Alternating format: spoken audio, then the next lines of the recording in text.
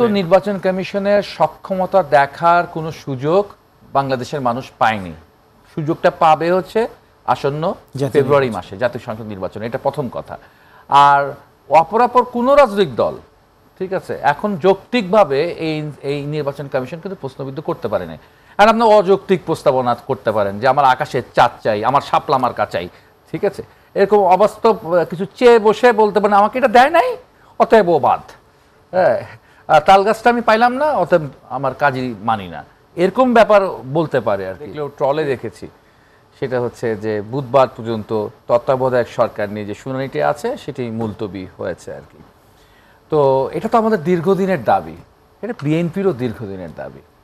সেই স্বৈরাচারী সরকার যখন হচ্ছে 2014 নির্বাচনের 2 বছর 2 আগে থেকে যখন সে শুরু করলো আইনের মার প্যাচে এই তত্ত্বাবধায়ক সরকারের যে বিধিটা ছিল সেটা যখন সে বাতিল করে দিল বা ত্রয়োদশ সংশোধনী সে বাতিল করে দিল, তখন থেকেই তো হচ্ছে আমরা নানাভাবে রাজপথে হোক, আইনিভাবে হোক, কথাবার্তায় হোক, আলোচনায় হোক, সেমিনারে হোক, হরতাল দিয়ে হোক, নানান প্রক্রিয়ার মধ্যে দিয়ে, ক্রীড়া প্রতিক্রিয়ার মধ্যে দিয়ে আমরা এই তত্ত্বাবধায়ক সরকার ফিরিয়ে নিয়ে আসার লড়াইটা লড়ছিলাম।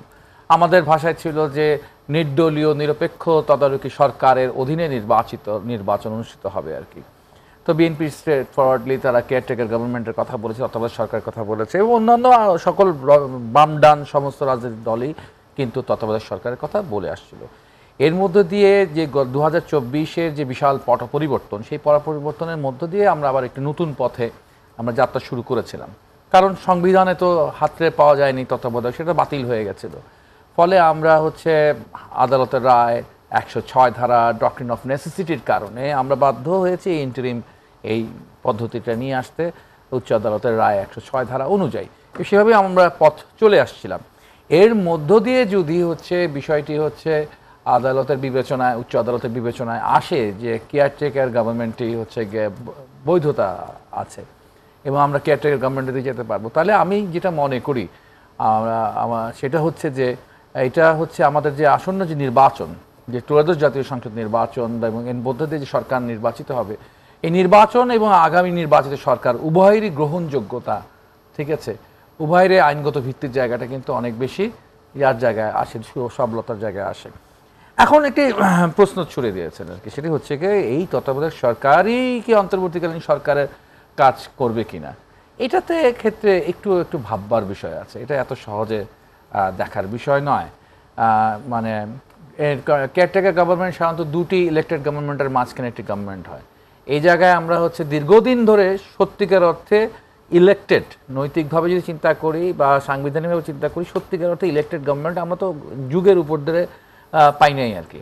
ফলে এখন পেলাম হলো একটা ইন্টারিম গভর্নমেন্ট, এটা কমন কনসাসনেসের ভিত্তিতে এটা আছে এখন, এবং সেই ইলেক্টেড ইন্টারিম গভর্নমেন্টটাকেও হচ্ছে যদি কেয়ারটেকার গভর্নমেন্টে রূপান্তরিত করতে হবে, এটা করার বিষয় রয়েছে। এবং এটা সাংবিধানিক পদ্ধতিতে যেভাবে করে একটি কেয়ারটেকার গভর্নমেন্ট গঠিত হয় ঠিক সেইভাবে করে এই ইন্টারিমই প্রস্তাবনা তৈরি করলেন, সব কিছুই করলেন, কিন্তু রাষ্ট্রপতির দ্বারস্থ হতে হবে, রাষ্ট্রপতির কাছে আবার কেয়ারটেকার গভর্নমেন্টের শপথ পাঠ করতে হবে, তাহলে আমরা মনে হয় বিধি মোতাবেক বা কনস্টিটিউশনাল নিয়মে আসতে পারে। আপনার আলোচনা আরেকটা ছোট্ট ইঙ্গিত রয়েছে, আপনি যেটা প্রশ্ন করেছিলেন, সেটা হচ্ছে যে আমরা তো অতীতে দেখেছি যে ইন্টারিম গভর্নমেন্ট সম্পর্কে অনেকটা ক্রিটিক্যালি বলেছেন, আপনার অনুষ্ঠানেও বলেছেন, রাজপথেও বলেছেন, বিভিন্ন জায়গায় বলেছেন। আবার আচ্ছা ইদানিং আবার একটু ওনারা বেশ কর্ডিয়াল বলবো নাকি ওনারা একটু নরম বলবো, হ্যাঁ, খুব আন্তরিক বলতে পারি কেয়ারটেকার গভর্নমেন্ট সম্পর্কে, আবার খুব নমনীয় বলতে পারি আর কি। দুটার কোনটা একটু দেখার বিষয় আছে। আমরা ছোটবেলা থেকেই ছাত্রদল করতাম, আমরা ছাত্র ইউনিয়ন করতাম, আমরা ক্যাম্পাসে স্লোগান শুনতাম আপোষহীন নেত্রী খালেদা জিয়া। সেই আপোষহীন নেত্রী খালেদা জিয়ার দল হচ্ছে খুব আপোষহীন অবস্থান আগেও ছিল, শেখ হাসিনার সময় ছিল, ইন্টারিম গভর্নমেন্টের সময় যে কোনো অন্যায্যতা, যে কোনো বিচ্যুতির বিরুদ্ধে তারা বেশ শক্ত অবস্থান নিয়েছিল। কিন্তু লন্ডন বৈঠকের পর জেনে কী হয়ে গেছে, তারপর বেশ অনেক উদার এবং অনেক বেশি হচ্ছে অনেকটা আপোষের জায়গায় আসছেন আর কি। সেটা দেশের জন্য ভালো হবে কি না বলতে পারছি না, তো আমার মনে হয় সতর্ক অবস্থান নেওয়া দরকার।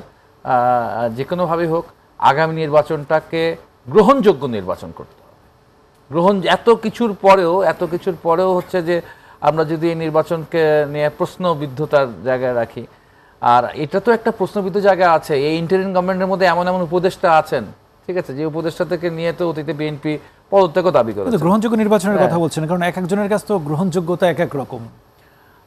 এক একজনের কাছে গ্রহণযোগ্যতা এক এক রকম বলা যাবে না, একটা সাধারণ গ্রহণযোগ্যতার বিষয় আছে। সাধারণ গ্রহণযোগ্যতার কি এই জায়গাটায়, বা কেয়ারটেকারের কি একটা নির্দলীয় অবস্থান নিতে হবে, অর্থাৎ এখানকার যারা থাকবেন এই সরকারে, যে যাদেরকে নিয়ে কম্পোজিশনে সরকার গঠিত হবে, সেখানকার উপদেষ্টাদের কিন্তু থাকতে হবে হচ্ছে দল নিরপেক্ষ একটা অবস্থান থাকতে হবে, ঠিক আছে। কিন্তু সেখানে তাদের যদি একটা দল অন্ধতা থাকে, কিংবা কোনো দলের প্রতি বিদ্বেষও যদি থাকে, যে বেশি বিএনপি বিদ্বেষী বা বেশি কমিউনিস্ট বিদ্বেষী, এরকম যদি একটা ভাব থাকে তাদের, ঠিক আছে, তাহলে তাদেরকে নিরপেক্ষ বলবেন? তত্ত্বাবধায়ক সরকার শুধু তত্ত্বাবধায়ক সরকার না, তাকে নিরপেক্ষতা প্রমাণ করতে হবে, ঠিক আছে। সেখানে এখানে এমন অনেক উপদেষ্টারা রয়েছেন যে তারা নির্বাচন প্রকাশ্যে বা অপ্রকাশ্যে হচ্ছে গিয়ে অন্য রাজনৈতিক দলকে বিলং করে। নির্বাচন করবে তো নির্বাচন কমিশন, এটা তো করার কথা যে নির্বাচন কমিশন তেমন স্বাধীন হবে, কিন্তু তেমন নির্বাচন কমিশন তো আমাদের স্বপ্নের জায়গা আর কি। আমরা হয়তো এবার প্রমাণ পেতে পারি এই নির্বাচন কমিশন সেই স্বপ্নে নির্বাচন হবে কিনা। আমরা ভারতের টিএন সেশনকে পেয়েছিলাম যেখানে নির্বাচন কমিশনার, সেই রকম নির্বাচন কমিশনার তো আমরা বাংলাদেশে পাইনি। হ্যাঁ, আমাদের কিছু অনেক গ্রহণযোগ্য নির্বাচন হয়েছে, 91-তে হয়েছে, 96-তে হয়েছে, 2001-এ হয়েছে, বেশ কিছু জায়গায় আমরা হচ্ছে কি উত্তরণ আমাদের ঘটতেই আবার আমাদের তো পিছিয়ে হটতে হয়েছে। আবার দীর্ঘদিন ধরে এই নির্বাচন কমিশন কাজ করছে, তাদের অ্যাক্টিভিটিস দেখেছেন, নিশ্চয়ই তাদের কাজ দেখেছেন, 1 বছর প্রায় তারা কাজ করছে। তো এই নির্বাচন কমিশনের ভিতরে কি সেই সক্ষমতা দেখছেন কিনা যে নির্বাচন কমিশন একটু অবাধ সুষ্ঠু? এখন পর্যন্ত নির্বাচন কমিশনের সক্ষমতা দেখার কোনো সুযোগ বাংলাদেশের মানুষ পায়নি। সুযোগটা পাবে হচ্ছে আসন্ন ফেব্রুয়ারি মাসে জাতীয় সংসদ নির্বাচন, এটা প্রথম কথা। আর অপরাপর কোনো রাজনৈতিক দল, ঠিক আছে, এখন যৌক্তিকভাবে এই নির্বাচন কমিশন কিন্তু প্রশ্নবিদ্ধ করতে পারে না।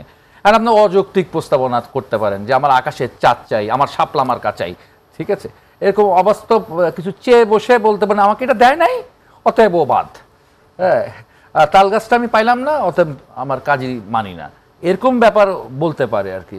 তো এরকম ব্যাপারগুলো বললে তো আসলে সেই পুরনো রাজনীতিক বস্তা পচা রাজনীতির অনুকরণ হচ্ছে আর কি, এইরকম কথাবার্তা বলার মধ্য দিয়ে।